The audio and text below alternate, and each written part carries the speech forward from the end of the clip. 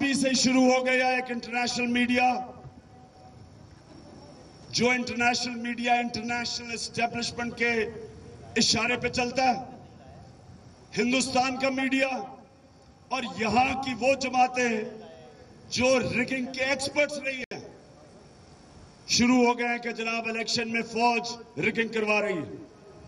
مجھے یہ بتائیں، یہ جو کہہ رہے ہیں کہ یہ تحریک انصاف اوپر آ رہی ہے فوج کی وجہ سے، کیا آپ کو فوج نے بلایا یہاں؟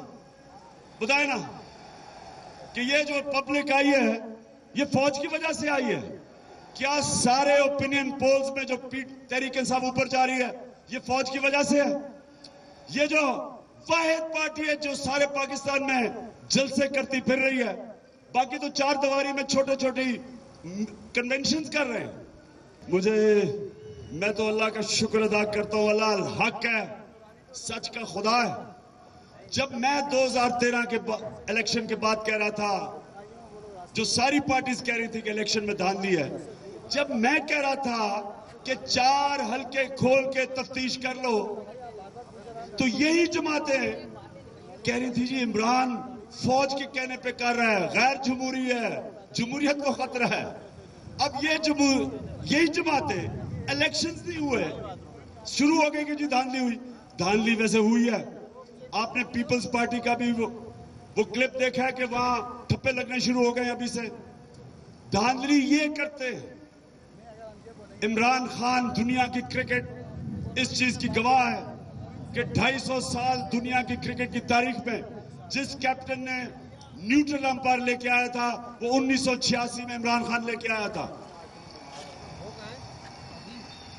امپائر ملا کے جیتنا یہ شریفوں کا کام ہے یا زرداریوں کا کام ہے؟ ہم نیوٹرل امپائر سے کھیلنے والے لوگ ہیں۔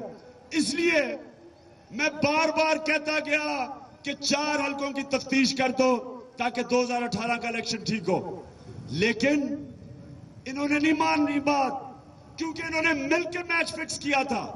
ادھر پنجاب میں Sharif, 35 puncture Najam Sethi, Iftikhar Chaudhry chief justice, returning officers, election commission, انہوں نے مل کے 2013 کا الیکشن فکس کیا تھا۔ اور میں بھولوں نہ بریگیڈیئر رانجھا، اس نے بھی ان کی مدد کی تھی۔ ان سب نے مل کے ہمیں الیکشن ہرایا تھا۔ اور اب یہ سارے کہہ رہے ہیں کہ جی الیکشن میں فوج دھاندلی کروائے گی۔ جناب کدھر سے لے کے آئے ہم آپ کے لیے امپائر؟ بلا لیں، کوئی باہر سے بلا لیں، جو بھی بلا لیں، آپ سب اکٹھے ہو جائیں۔ میں آج آپ کو چیلنج کرتا ہوں، آپ سب کو میں شکست انشاءاللہ میری پارٹی دے کے دکھائے گی۔ جب 2013 کا الیکشن اس میں دھاندلی ہوئی تھی تو ہندوستان کا میڈیا نواز شریف کے ساتھ بیٹھا تھا۔ آج پہلے سے ہی وہ شروع ہو گئے ہیں کہ جناب فوج دھاندلی کروا رہی ہے۔ تو جو میں آج آپ سب کے سامنے کہنا چاہتا ہوں، یہ بہت بڑی گیم ہے، اس میں پاکستان کے دشمن اکٹھے ہیں، ساتھ ملے ہوئے ہیں یہاں پاکستان میں، یہاں کے میر جعفر اور میر صادق۔ میں ان سے پوچھتا ہوں آپ کو آج کیوں اتنی فکر ہے؟ کیونکہ آپ کو فکر نواز شریف کی ہے۔ ہمیشہ نواز شریف نے آپ کے انٹرسٹ کو پاکستان میں پروٹیکٹ کیا ہے۔ نواز شریف نے پاکستانی فوج کو بار بار بدنام کیا، انٹرنیشنلی بدنام کیا۔ اس نے ڈان لیگز میں فوج کو بدنام کیا، اس نے ممبئی اٹیکس پاکستان اسٹیبلشمنٹ کی ذمہ داری ڈالی، اس نے بار بار فوج کو برا بھلا اس لیے نہیں کہا کہ اس کو کوئی بڑی جمہوریت کی فکر ہے، اس لیے کہا کہ یہ انٹرنیشنل اسٹیبلشمنٹ کو خوش کر رہا ہے کہ جناب میں آپ کا آدمی ہوں، میں آپ فوج کو کنٹرول کر کے دکھاؤں گا تاکہ پاکستان قبول کر لے ہندوستان کی تھانہ داری۔ یہ ہے ساری گیم۔